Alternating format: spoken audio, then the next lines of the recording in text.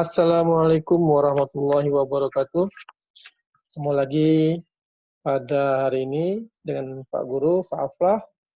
Kita akan belajar bahasa Indonesia ya. Mudah-mudahan kalian sudah siap dengan buku catatannya ya. Sehingga yang penting nanti bisa kalian catat ya. Ingat, setiap kita memulai pembelajaran, mari kita awali dengan doa ya. Pada kesempatan ini kita buka dengan membaca basmalah. Bismillahirrahmanirrahim. Baik, anak-anak sekalian, pada kesempatan ini kita akan bahas tentang ide pokok.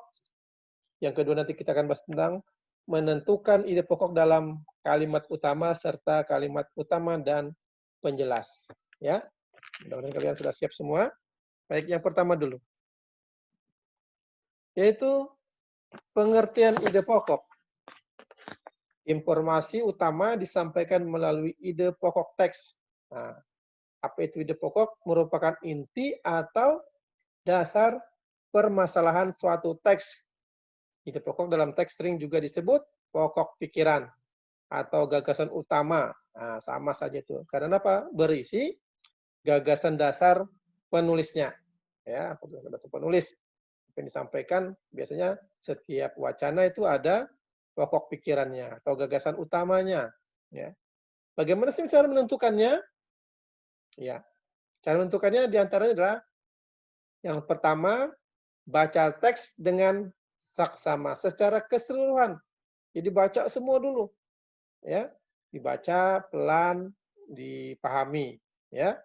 Jadi bukan membaca buru-buru, cepat-cepat ya. Jadi santai saja sambil kita pahami setiap bacaan yang kita baca. Yang kedua, carilah kalimat utama dari teks tersebut. Ide pokok biasanya dijumpai pada kalimat utama tersebut. Nah, jadi idenya biasanya kita jumpai jadi pada kalimat utama tersebut ya. Nah, bagaimana menentukannya dalam kalimat utama? Ya, untuk menentukan ide pokok dalam kalimat utama, dalam satu paragraf atau teks tulis, ide pokok dapat dijumpai dalam kalimat utama. Jadi dalam suatu paragraf atau teks tulis, ide pokok dapat dijumpai dalam kalimat utama. Kalimat utama itu apa? Berisi tentang informasi utama yang menjelaskan dasar permasalahan di dalam teks. Nah, ya. Di kalimat utama biasanya terdapat di awal. Jadi misalnya kalian nanti menemukan wacana, bacaan gitu ya. Nah, biasanya dia bisa berada di awal kalimat utamanya, bisa juga di akhir, atau kedua-duanya, di awal dan di akhir suatu teks. Ingat ya, jadi kalau ada wacana, apa kalimat utamanya? Nah, itu biasanya kalimat utamanya bisa di awal, ya, bisa di akhir, atau bisa juga kedua-duanya. Ya. Yang berikutnya, kalimat utama dan kalimat penjelas. Selain kalimat utama, dalam suatu paragraf atau teks terdapat juga kalimat penjelas. Itu apa isinya? Pertama, berisi informasi tambahan saja. Ya, jadi informasi penjelas di tambahan saja. Untuk apa? Untuk menjelaskan lebih rinci hal-hal yang disampaikan pada kalimat utama. Nah, ya. Yang kedua, dapat berisi informasi tambahan atau alasan atau sanggahan yang mendukung pernyataan pada kalimat utama, sehingga disebut juga kalimat pendukung. Nah, itu ya. Jadi selain kalimat utama, ternyata ada juga kalimat penjelasnya. Untuk apa tadi tulisnya? Ya, untuk bisa menyanggah, bisa menambah informasi, ataupun juga bisa mendukung pernyataan pada kalimat utama. Ya. Nah, ini salah satu contoh.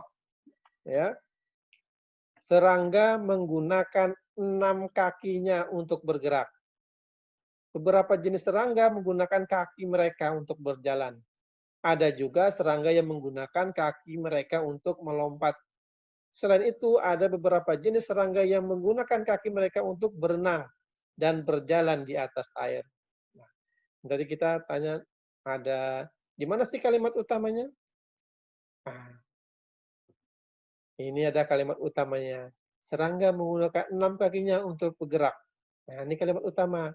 Yang berikutnya, yang di bawahnya, apa itu? Oh, ternyata itu hanya penjelas saja.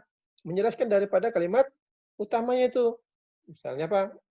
Beberapa jenis serangga menggunakan kaki mereka untuk berjalan. Ada juga untuk melompat. Ada juga serangga untuk menggunakan kaki untuk berenang, berjalan di atas air. Nah, itu penjelasnya saja. Itu kalimat utamanya adalah serangga menggunakan 6 kakinya untuk bergerak. Nah, ya. Oke. Berikutnya ada gurita. Nah, cerita tentang seekor gurita. Gurita merupakan salah satu jenis hewan tidak bertulang belakang yang dikenal sebagai hewan yang cerdik dan pintar. Hal itu karena seekor gurita memiliki daya ingat yang cukup kuat. Gurita dapat memecahkan masalah yang dialaminya lebih cepat dengan cara mengingat pengalamannya ketika memecahkan masalah yang sama. Selain itu, gurita juga dikenal sebagai perenang yang cukup cepat.